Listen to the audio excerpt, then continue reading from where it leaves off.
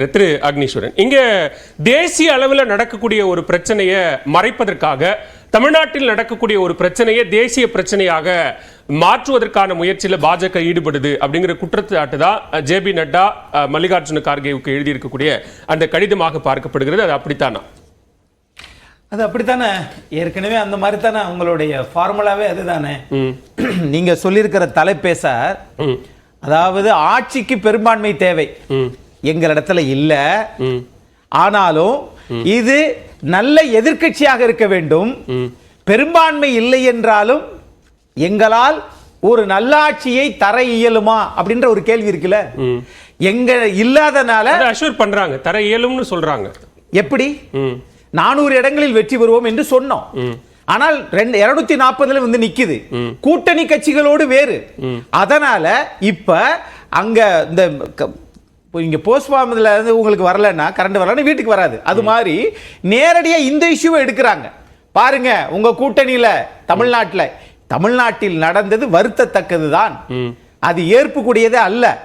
ஆனா இங்க பேச வேண்டிய விஷயம், நாம ஆளுங்கட்சியாக இருக்கிறது என்ன பணிகள், 10 வருஷம் இருந்தோம், நாம என்னத்தை செய்தோம். இப்ப வந்து புதுசா இப்ப எதிர்க்கட்சி இல்லாத இருக்கிற போது நாம இஷ்டத்துக்கு இருந்தோம். இப்ப பலமான ஒரு எதிர்க்கட்சியே இந்தியா கூட்டணி இருக்குது. அதனால இப்ப 75ல 76ல நடந்ததை ஏன் இப்ப நம்ம கொண்டு வந்து ஞாபகப்படுத்தணும்?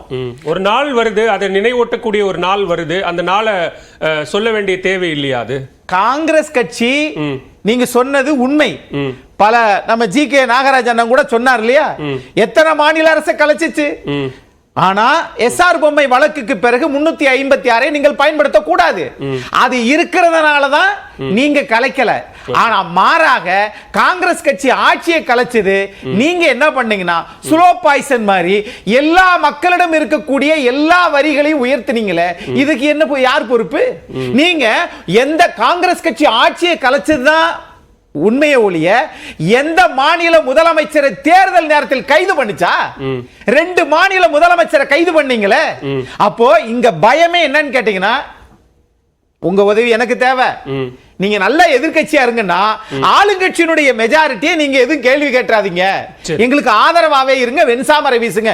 அந்த இதுவா இல்ல இந்த நேரத்தில் நீங்க இத பழச கொண்டு வந்து சொல்றதுனால எந்த பிரயோஜனமும் இல்ல. காங்கிரஸ் கட்சி செய்தது அப்படின்னு சொல்றாங்கல்ல, இன்றைக்கு நாம பார்க்க வேண்டிய விஷயம், தமிழ்நாட்டிலிருந்து 40 நாடாளுமன்ற உறுப்பினர்கள் நாளைக்கு தான் பதவி ஏற்க போறாங்க.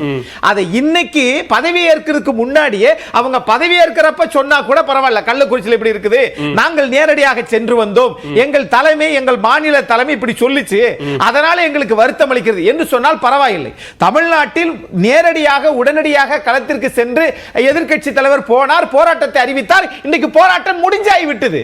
ஆனால் போராட்டம் அறிவிக்கப்படவில்லை. நேரடியாக ஆளுநரை பார்க்கிறோம். ஆளுநரை பார்த்துவிட்டு நேரடி உள்துறை அமைச்சர் சொல்லுகிறார் சிபிஐ என்று சொல்லுகிறார். இதுல என்ன முரண்பாடு இருக்குது? நீங்க பேசுறதே முரண்பாடா இல்லையா? அப்போ நீங்க மல்லிகார்ஜுன கார்கே அவர்களுக்கு நீங்க கோளாறு சொல்றதை விட இந்த ஆட்சியை எப்படியா இருந்தாலும் கவலை போகுது. சரி, இப்ப நல்ல எதிர்க்கட்சி தேவை அப்படிங்கிற அடிப்படையில் அந்த எதிர்க்கட்சியை ஒரு போராட்டத்துக்கு அழைக்கிறாரு. அப்ப நீங்கள் எங்களிடம் எதிர்பார்க்காதீர்கள், நாங்கள் நல்ல ஆளுங்கட்சியாக இருப்போம் என்று அந்த உத்தரவாதத்தை ஏன் பிரதமர் சொல்லல? எதை சொல்லணும் சொல்றாரு? 10 ஆண்டு காலத்துல நாங்க நிறைய விஷயங்களை செயல்படுத்தணும், அதனுடைய நீட்சியாக நாங்க செயல்படுத்துறோம். அதை செயல்படுத்தணும்னா எதிர்க்கட்சியினுடைய ஒத்துழைப்பு வேணும், அது நல்ல எதிர்க்கட்சியா இருக்கணும் அப்படின்னு கேட்கிறாரு. அந்த கோரிக்கையில என்ன தவறு? 10 ஆண்டு காலத்துல 2018ல ஒரு சட்ட திருத்தம் கொண்டு வர்றீங்க. என்னது? முன்னாள் அமைச்சர்கள், சட்டமன்ற உறுப்பினர்கள் நீங்க வழக்கு தொடரணும்னா ஆளுநர்கிட்ட கேட்கணும். அப்ப ஆளுநரை பூரா அவங்க நியமிச்சுட்டு அவங்க சொல்றதா அங்க நடக்க போகுது. 2019 என்ன கொண்டு வரீங்க? பிஎம்எல்ஏல சட்ட திருத்தம். நீங்க நேரடியா நிதித்துறை அமைச்சகத்துக்கு கீழே இருக்கக்கூடிய அமலாக்கத்துறை யாரை வேண்டுமானாலும் எத்தனை நாள் வேண்டுமானாலும் சிறைச்சாலையில் வைக்கலாம் என்று கொண்டு வந்தீங்களா? அப்ப இதுதான் இந்த ஸ்லோ பாய்சன் சொல்ல வரேன். அப்ப ஒரு ஜனநாயகத்துடைய பார்வை, இது நடந்திருக்குது, இது நடக்கல. சார், எதிர்க்கட்சியா இருந்து ஆளுங்கட்சியாகி அதுல பெரும்பான்மை பெற்று பிரதமரா வந்தா அவங்களுக்கு சட்டத்தை மதிப்பார்கள், சட்ட நுணுக்கம் தெரியும். அட்லி பிரபு கூட இங்கிலாந்துல முதல் பிரதமரா வருகிற போது எதிர்க்கட்சி தலைவரை வின்சென்ட் ஆட்சியில் இருந்தார். ஆனா இந்தியா சுதந்திரம் கொடுக்கிற போது அவர் தான் இருந்தார். அது வேற விஷயம். அது மாதிரி இன்றைக்கு ராகுல் காந்தி இருக்கிறார். இந்தியா என்பது அரசியலமைப்பு சட்டம் தான் உயர்ந்தது. அதை காப்பாற்ற வேண்டிய பொறுப்பு எதிர்க்கட்சிக்கு இருக்கு. ஓகே, சுருக்கமா சொல்லிடுங்க. நான் நாராஜ் பதில். அதாவது என்னன்னா, இதுக்கு முன்னாடி பார்லிமெண்ட் கூடும் போதெல்லாம் எதிர்க்கட்சிகள்கிட்ட ஒரு பிரச்சனை இருக்கும். எதிர்க்கட்சி என்ன பிரச்சனை எழுப்பினாலும் எங்களுக்கு அதை பற்றி கவலை இல்லை அப்படின்ற மனநிலையில இன்னைக்கு பாஜக இருந்தாங்க. ஓகே, இன்னைக்கு எதிர்க்கட்சி கிட்ட ஒரு 10 பிரச்சனை இருக்கு. அந்த 10 பிரச்சனையும் வந்து பெரிய அளவுக்கு வந்து பூதாகரமாக வெடிக்கின்ற பிரச்சனை. அது நீட் பிரச்சனையாக இருந்தாலும் சரி, அக்னிபத் திட்டமாக இருந்தாலும் சரி, அதுக்கப்புறம் வந்து இந்த எக்ஸிட் போல் ஸ்கேம் ஆக இருந்தாலும் சரி, நீட் ஸ்கேம் ஆக இருந்தாலும் சரி, இந்த மாதிரி ஏகப்பட்ட பிரச்சனைகளை அவங்க வச்சிருக்காங்க. ரெண்டாவது மணிப்பூர், தேர்தல் பத்திரம், மணிப்பூர், எவ்வளவு பிரச்சனைகள் இருக்கு. கடந்த 10 ஆண்டுகள் நீங்க என்னதான் ஒரு 40-50 பேர் நீங்க உள்ள கத்திட்டு இருக்கீங்க, எங்களுக்கு அதெல்லாம் ஒன்னும் கவலை இல்ல, பிரச்சனை இல்ல அப்படின்ற ஒரு மமதையில இந்த அரசாங்கம் இருந்துச்சு. ஆனால் இன்னைக்கு வந்து எதிர்க்கட்சி வரிசையில பெரிய அளவுக்கு வந்து இன்னைக்கு ஒரு கூட்டமாக இருக்கிறார்கள் அப்படின்னா அவங்களால பாராளுமன்றத்தை நடத்த முடியாது. திரு கலாநிதி வீராசாமி, நாராஜ் பதில் வாங்கிட்டு நான் உங்ககிட்ட வந்துடுறேன். திரு நாகராஜ், இங்க ஒரு அச்சம், பதற்றம் அப்படிங்கிறது அரசுக்கு இருக்கு. அதனுடைய வெளிப்பாடு தான் ஜேபி நட்டா மல்லிகார்ஜுன கார்கேக்கு கடிதம் எழுதுவதும், நீட் விவகாரத்தில் இவ்வளவு அவசரமாக நடவடிக்கை எடுப்பதும், ஒரு நல்ல எதிர்க்கட்சி வேணும், கோஆபரேட் பண்ணுங்க அப்படின்னு கோரிக்கை விடுப்பதும் எல்லாமே அந்த அச்சத்தின் காரணமாகத்தான் அப்படிங்கிறாங்க. இல்ல, நீட் விவகாரத்தை பொறுத்த வரைக்கும் கட்டாயமா நடவடிக்கை எடுக்கணும். எந்தெந்த மாநிலங்கள் தவறு நடந்ததோ நிச்சயமா அதற்கான சிபிஐ என்கொயரி வேணும். அந்த அதிகாரி மாற்றப்பட்டிருக்கிறார். இப்படி பல செயல்பாடுகள் தொடர்ச்சியா நடைபெற்றுக் கொண்டிருக்கிறது. நிச்சயமா அவர் டிரான்ஸ்பரன்சி இருக்கணும், அதுல மாற்று கருத்து இல்லை. அதை மத்திய அரசு சேர்க்கிற முயற்சி எடுத்திருக்கிறது. பட் கள்ளக்குறிச்சி விவகார விஷயத்தை பொறுத்த வரைக்கும் பலியானது 50 உயிர்கள், 7 உயிர்கள். நீங்க எந்த சமூக நீதி குறித்து பேசுறீங்களோ அந்த சமூக நீதிக்கான அடையாளம் அங்கே அவர்கள் கொல்லப்பட்டிருக்கிறார்கள். விசச்சாராயம் கொடுத்து கொல்லப்பட்டிருக்கிறார்கள். இதை விட கொடுமை, இரவு சாவு நடந்ததுக்கு அப்புறம் கூட அந்த விசச்சாராயம் என்று தெரியாமல் குடித்திருந்தவர்கள் இப்படி நடந்து கொண்டிருக்கிறது. அந்த அளவுக்கு ஒரு மோசமான சூழ்நிலை தமிழகத்திலே நடந்து கொண்டிருக்கிறது. அதனால இது வந்து நிச்சயமாக நீட்டை போல இந்த விவகாரம் மிகப்பெரிய ஒரு அதிர்ச்சியான ஒரு அலார்மிங் சிச்சுவேஷன் இருக்கக்கூடிய விஷயம். இது நிச்சயமாக இது பேசப்பட வேண்டும்.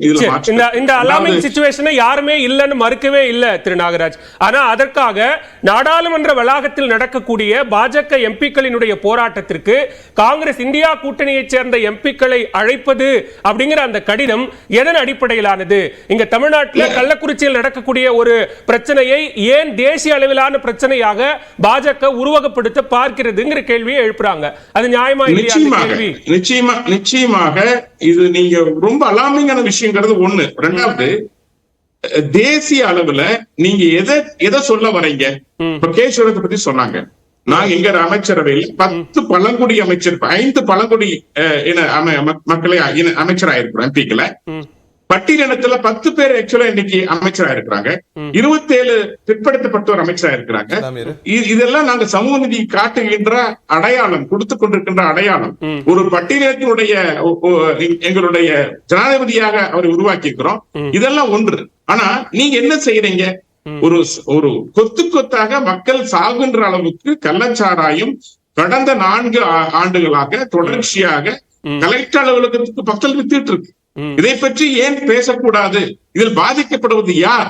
நீங்க மாநில தலைவர் போறாரு, ஆய்வு நடத்துறாரு, உதவி கொடுக்கிறாருங்கிறத தாண்டி தேசிய தலைவர்கள் இங்க யாரும் வரல, பார்க்கல அப்படிங்கும் போது தேசிய அளவில் இந்த பிரச்சனையை எழுப்புறதுக்கான காரணம் என்ன? நான் என்ன கேட்கிறேன், 2 அமைச்சர்களை வந்து இவங்க வந்து தமிழகத்துடைய முகங்களாக 2 அமைச்சர்களை வந்து ப்ரொஜெக்ட் பண்றாங்க.